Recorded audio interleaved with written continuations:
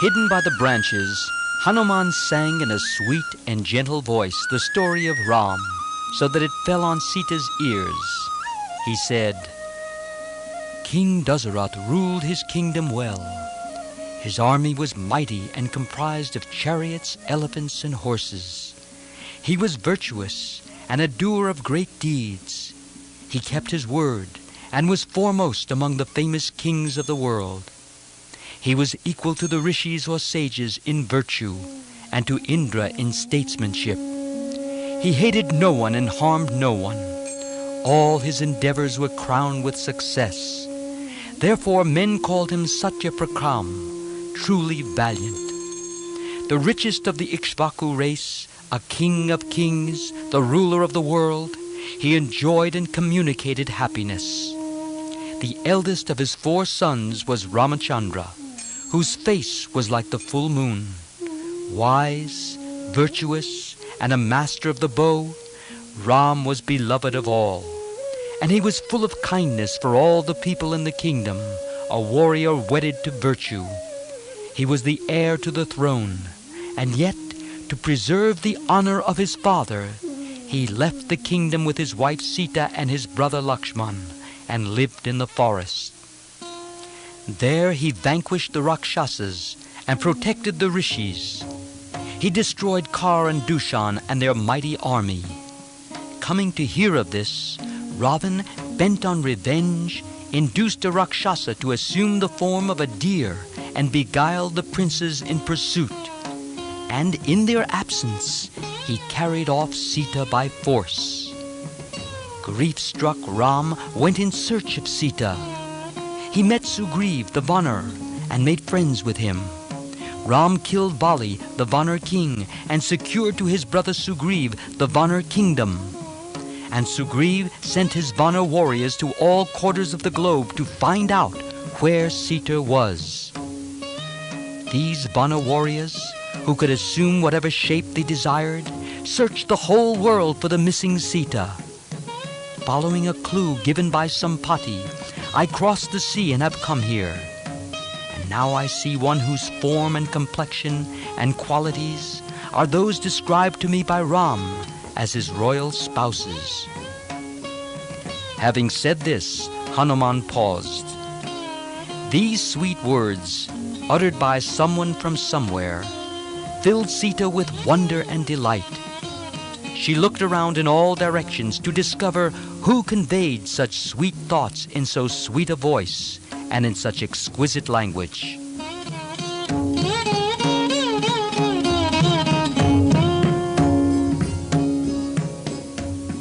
She looked around and up and down, but found no human form to match this perfect speech. She only saw a lovely little monkey seated on the branch above her. Sita saw the son of Vayu, the wise minister of the Vanar king, in the form of a little monkey, radiant like the rising sun. Seeing Hanuman, Sita said to herself, "The words I heard, the form I see, they cannot be real. I'm only dreaming. One sees in one's dream what one is constantly brooding over. How often has my mind dwelt on the story of my Lord? Is it any wonder, then, that I seem to hear the tale as told by someone? It is not real. It is only a dream. They say that if one sees a monkey in a dream, it forebodes evil to one's kinfolk. Oh, may God protect Ram from any harm.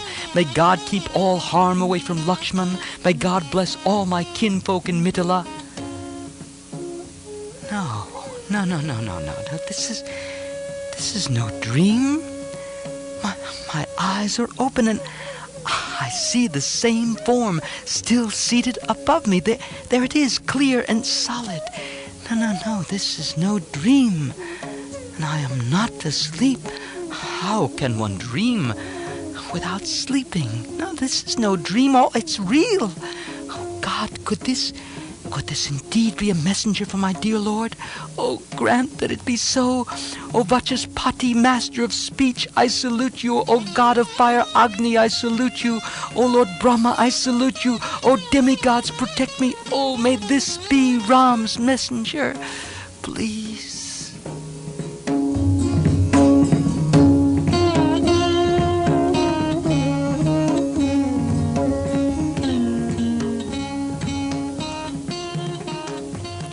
Hanuman, radiant with the joy of seeing Sita, descended to the ground and stood before her, palms joined and head bent in salutation.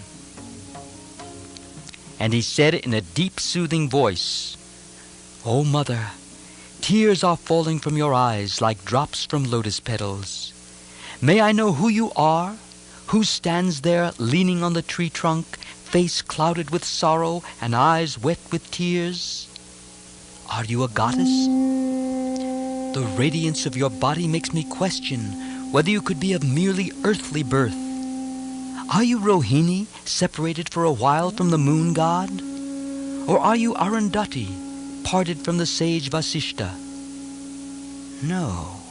On closer observation, you seem to be a human woman, maybe a princess, adorable in your distress. Please tell me who indeed you are. May God bless you. Are you the Princess Sita carried off by Ravan from Janastan? Is my bliss the bliss of seeing Sita, the beloved of Ram?" Sita was beside herself with joy.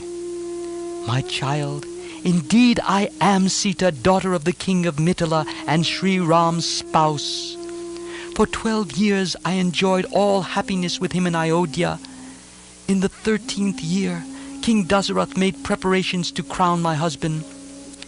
Then Kaikeyi, his youngest wife, reminded him of boons he had granted long ago and demanded that, in redemption of his word, he should crown her son Bharat king and exile Ram to the forest. She threatened to kill herself if this was not done. Bound by promise, the king had to yield to her insistence.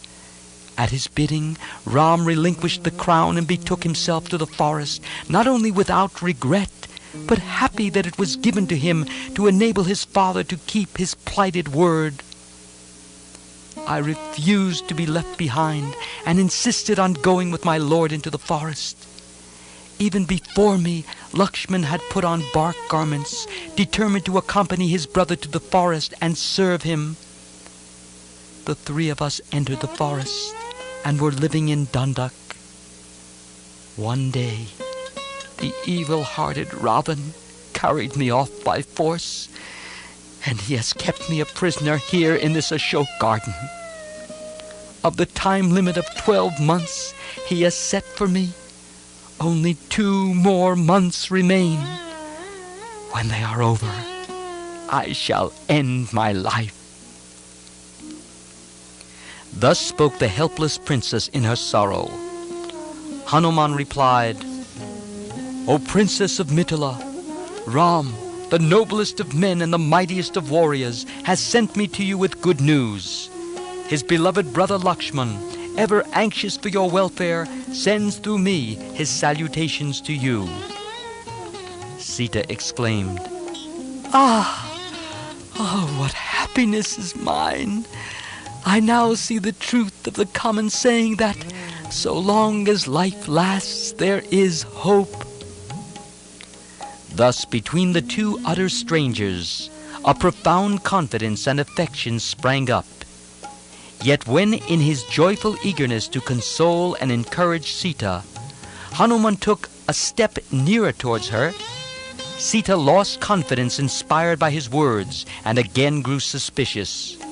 She shut her eyes and moved away further from the tree. Hanuman, noticing this, withdrew respectfully and, kneeling, stood with hands clasped.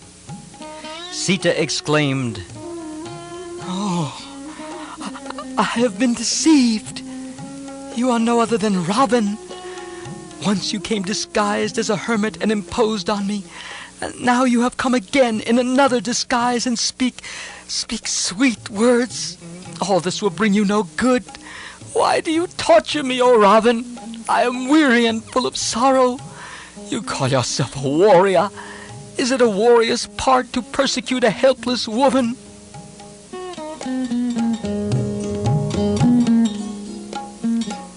Then she opened her eyes and thought again.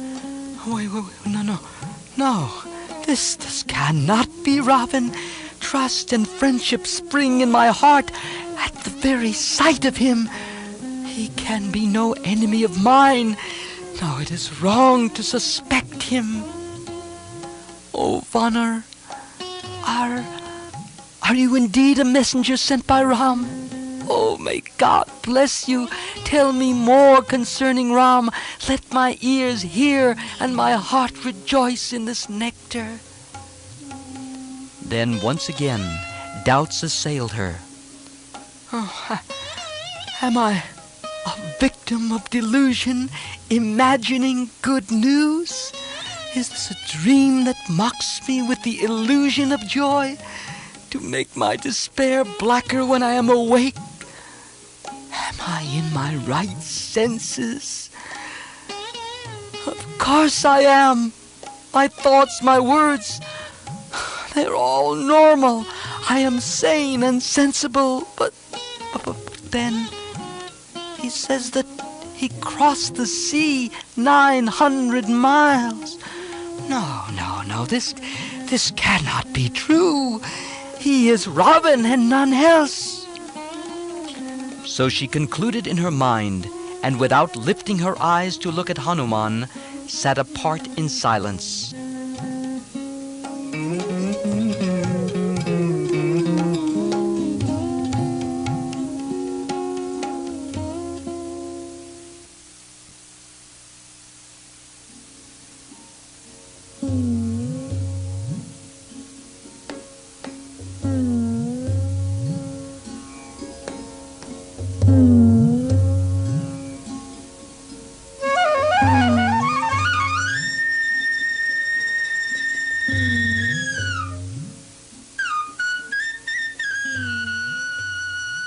Hanuman understood her doubts and fears. They were natural in one who had been deceived by the Rakshasa. He thought for a while and realized that the only approach to her confidence was to awaken hope and joy in her sorely tried heart by extolling Ram and harping on the certainty of her rescue and his victory. So he said, Ram has sent me. Ram, radiant like the sun. Ram, pleasant to look at like the moon. Ram, praised by all the rulers of the earth. Ram, valiant like Lord Vishnu. Ram, wise, handsome, truthful, righteous, well-directed, and a peerless warrior. He has sent me.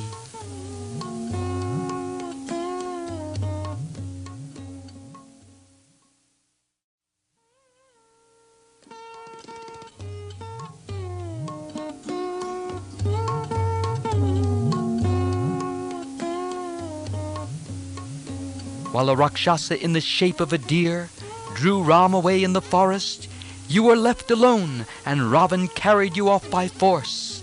Soon he will pay dearly for this evil deed. You will see it with your own eyes. Soon the shafts of Ram and Lakshman will strike Lanka and destroy it, along with Ravan and all his race. At Ram's bidding have I come to you, to learn about your safety, which is his constant concern. On Lakshman's behalf I place at your feet his respectful salutations, and so too homage from Sugriv, the Vanner king. Ram, Lakshman, and Sugriv are ever thinking of you. It is my good fortune to have seen you alive. Now there will be no more loss of time. Soon Ram, Lakshman, and Sugriv, accompanied by the whole Vanner army, will descend on Lanka. I am Sugriv's minister. My name is Hanuman. I crossed the sea and reached Lanka. You may take it that my foot is already on the head of the evil-minded Ravan. By Ram's grace, even more than by my own prowess, have I, his servant, crossed the sea to behold you. Do not suspect me. Have faith in my words, mother." So said Hanuman, with tears in his eyes.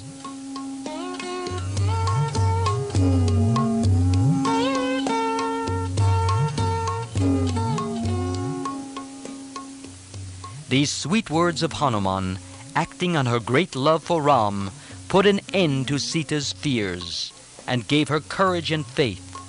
She then said, "Oh, forgive my suspicion, O Vanner friend. Deceived by Ravan and surrounded by his artifices, I am prone to needless fear. O friend and messenger of Ram, tell me, how did you first meet Ram?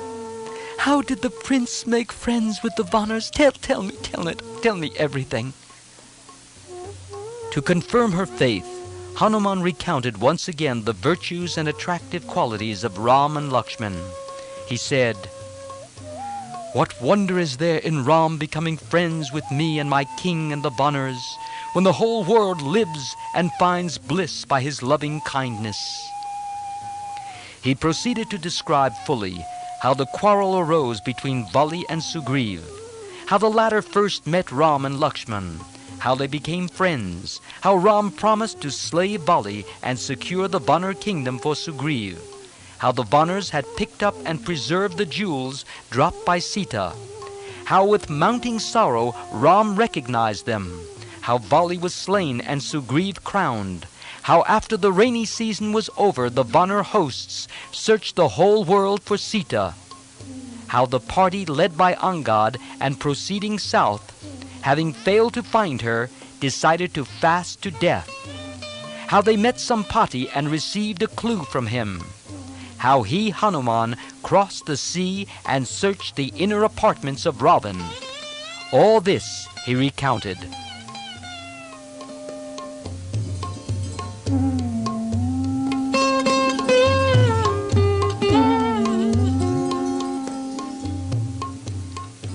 At the end of the narration, he placed in her hand Ram's signet ring that he had brought.